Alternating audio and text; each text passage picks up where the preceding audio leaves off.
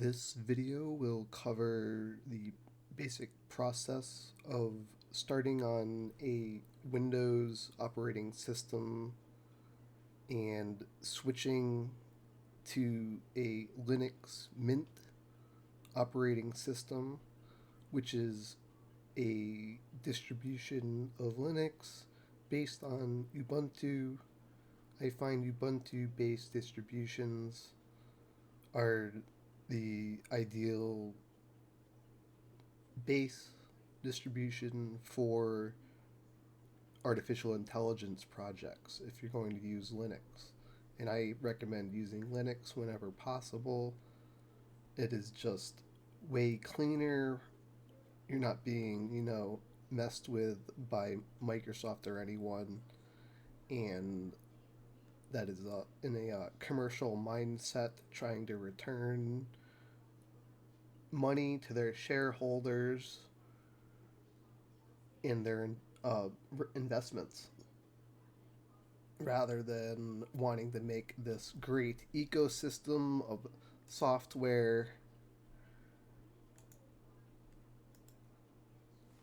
for the people to enjoy and compute freely, which is what Linux is all about. It's open source, it's free in most instances, and that's why we're going to use Linux Mint. It's based on Ubuntu, but it has any proprietary canonical company bits or components. So we want to download Linux Mint ISO, and I'm going to show you how to take the Linux Mint ISO and make installation media as much of this process as I can record the screen of. You're going to have to make a USB drive with the disk for Linux Mint and reboot the computer on that disk. Go into the BIOS, select the new disk with the Linux ISO on it, and boot that disk, and then we'll pick up from there.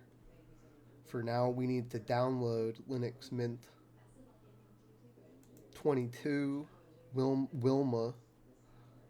I use Cinnamon Edition if you need something more lightweight, which I guess if you're doing stable diffusion with a GPU, you can get away with the Cinnamon Edition.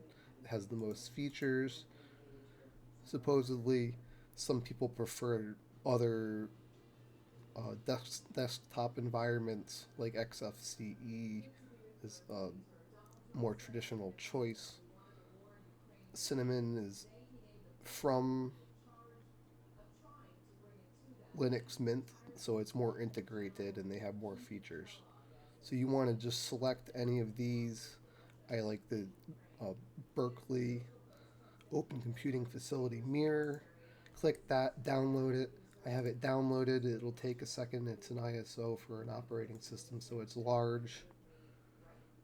And we are going to need Rufus, Rufus.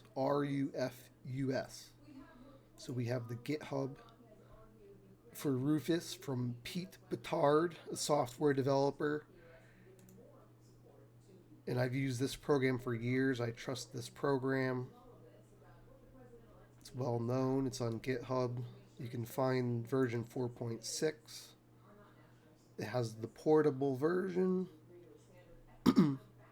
Download this. I already have it downloaded.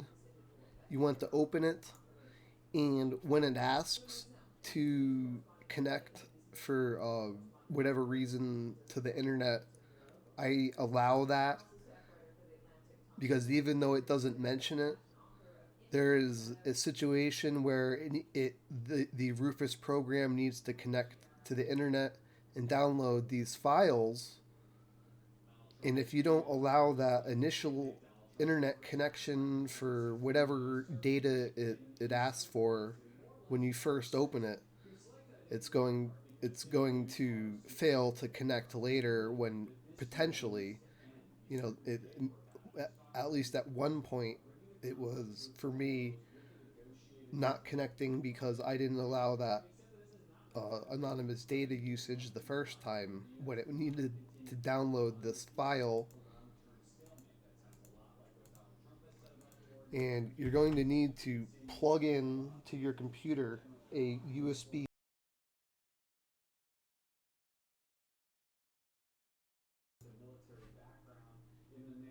So you want to connect the USB drive. Do not unplug your microphone, as I just did in the middle of recording an important video for your YouTube channel. You want to plug in the USB drive so it'll show up in Rufus. And here you can see I have my USB drive. It should be at least 8 gigabytes, I believe. You might be able to get away with 4 with Linux Mint because the ISO is 3 gigabytes, I believe, 2.91. But okay, we're going to go to Rufus, select the device, which is make sure you have the right device. If you select the wrong device, you will overwrite your uh, important data. If you're using a different tool, it might even expose your system drives and non USB devices, which can be dangerous. If you have selected the wrong drive, you'll overwrite it with this tool. It's dangerous if you're not used to these partitioning tools such as Rufus. You can also use Etcher. We are going to just try Rufus right now. It's only for Windows typically, so you have to be starting on Windows if you want to use Rufus, which is what we're doing today. So select the boot selection, disk or ISO image, so it'll boot from this ISO. We're going to select the ISO.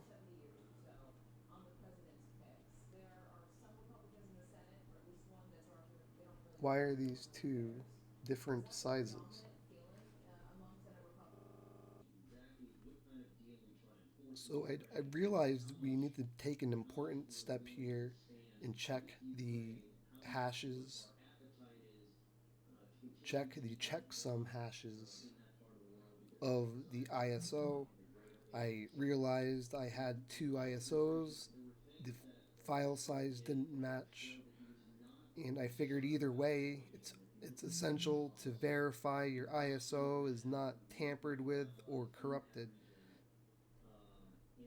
Using Linux, it might be easier to just use these steps. If you're on Windows, we need to find a way to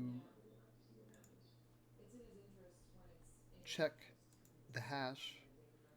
And I'm going to use a tool called Filealyzer, which is in my portableapps.com uh, directory tool here. So you want to click Filealyzer or use a different tool. What we want to do is have a tool, any tool that will calculate your SHA 256 sum, checksum, and verify that it matches the one provided by Linux Mint.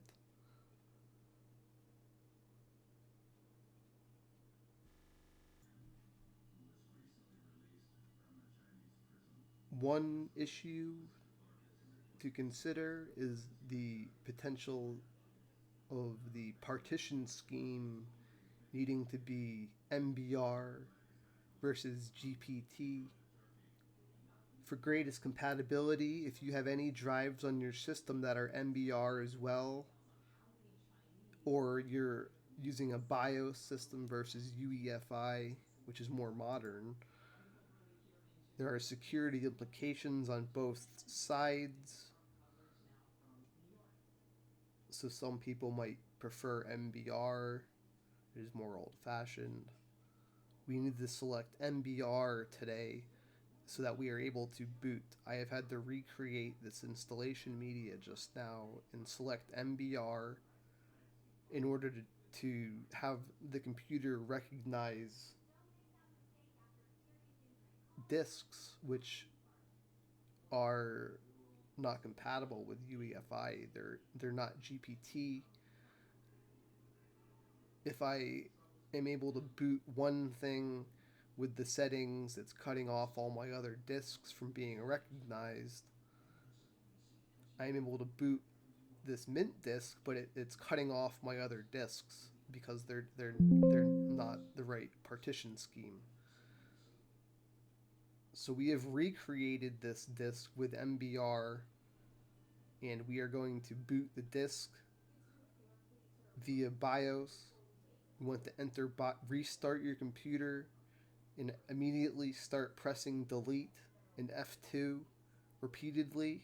Press both delete and F2. For my computer, this is the process to enter BIOS. Keep pressing them repeatedly until you are booted to BIOS. Inside of BIOS, we want to find the boot section.